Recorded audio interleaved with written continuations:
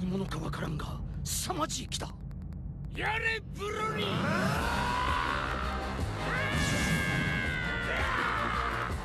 なんだこいつ、戦いながら学習してやがる。なんという戦闘力。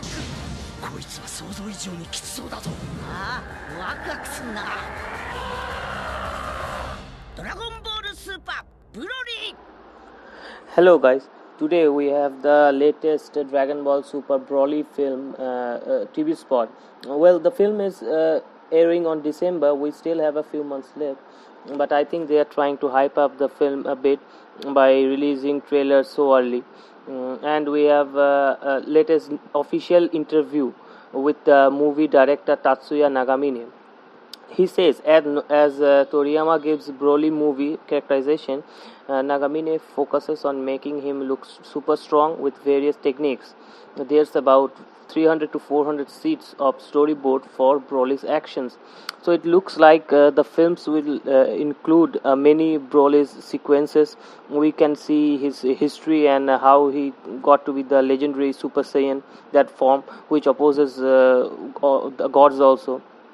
Herms goes on to say that on the new characters, he says that Chile is a young, delinquent girl who acts on her emotions. She helps out Broly without thinking of the consequences, with terrible results. So it looks like Chile is a new character who is like a caretaker of Broly in his early days, of course.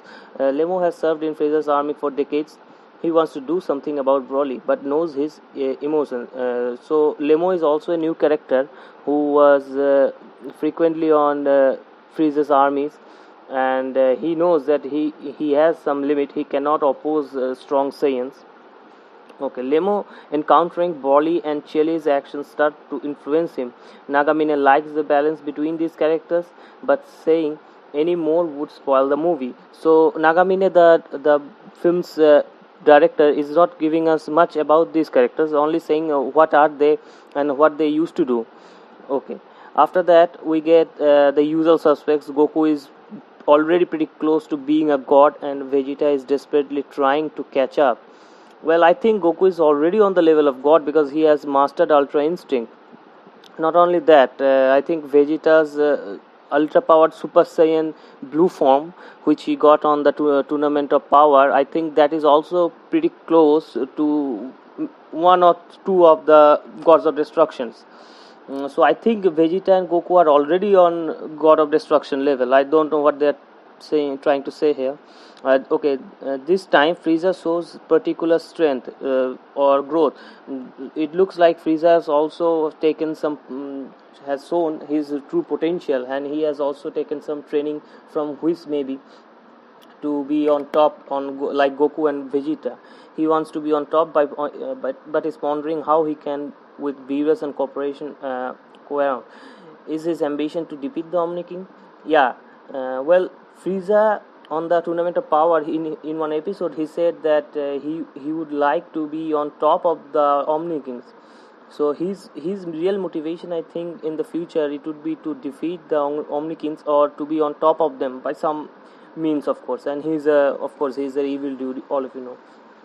In Resurrection F, Frieza was at a huge disadvantage fighting on his own, but Nagamine says everyone should look forward to seeing how Frieza will oppose Goku and Vegeta this time around. So in the movie we will see a sequence where Frieza will be fighting Goku and Vegeta.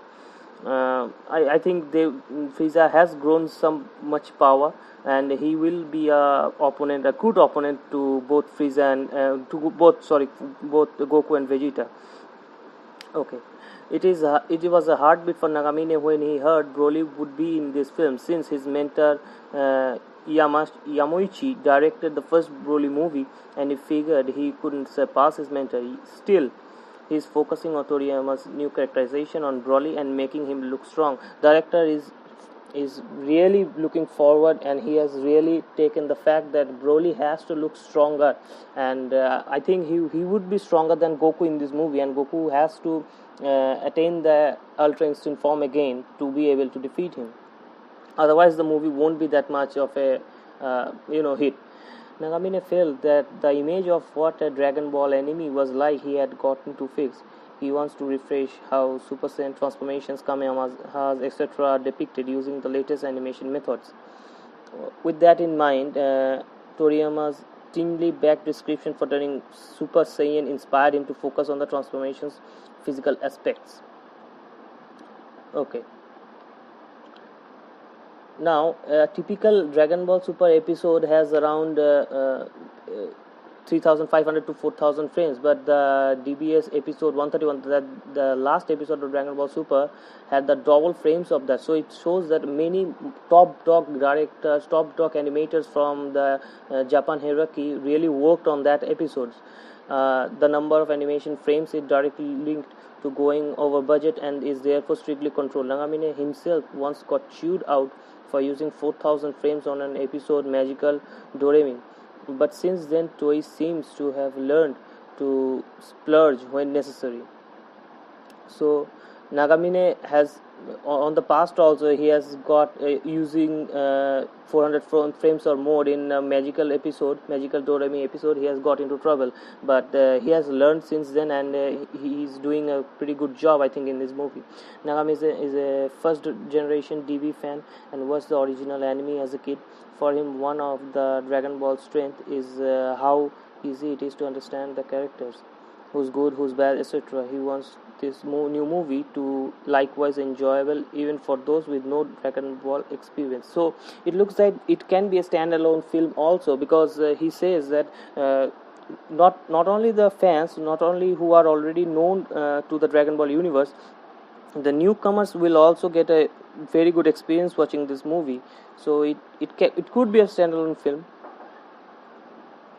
Okay, I think these are the only main translations Hums got us. Well, I'll get to you after we get some more, and for then please subscribe and like this video. It will be really helpful.